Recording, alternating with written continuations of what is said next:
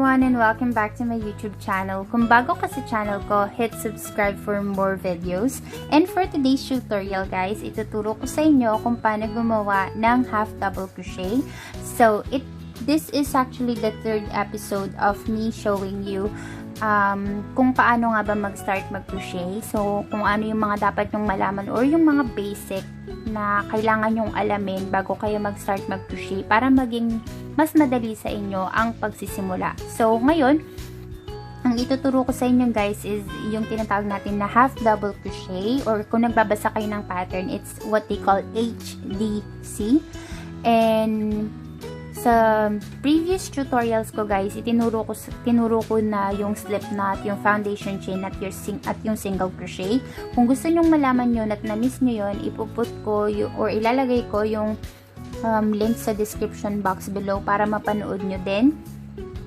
So ngayon, let's get started with our half double crochet. So sa half double crochet, again, lahat ng simula natin is gagawa tayo ng slip knot and gagawa tayo ng foundation chain.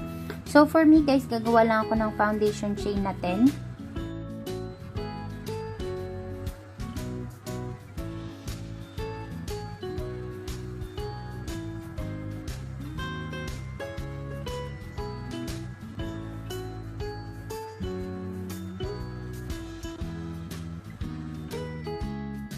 Alright, so once meron na akong foundation chain na 10, iba-block off ko yung pinaka-last chain na meron tayo. Mag-a-add ako ng isang chain. There you go. And kapag na-block off na natin yung last chain natin, ang susunod natin gagawin guys is we will be yarning over. I-yarn over natin yan. Tapos babalik tayo doon sa chain na bliknock off natin, which is the 10 chain from the hook. So, skip natin yung 11 chain na inad natin kanina, and then balikan natin itong bliknock off natin. Insert natin yung hook sa chain, and then yarn over, pula pa loop. Meron kang 3 loops sa iyong hook, and then guys, yarn over, insert mo lang yung hook mo sa 3. So, yun yung tinatawag natin na half double crochet. So, I will show it to you again. Yarn over guys. Insert your hook on the space, on the chain, on the middle of your chain. And then, yarn over and pull up a loop. Hilain mo tong loop dito. Meron kang 3 loops sa iyong hook. Yarn over. Hilain mo lang yung hook mo sa 3 loops. So, yun. Yun yung ating half double crochet.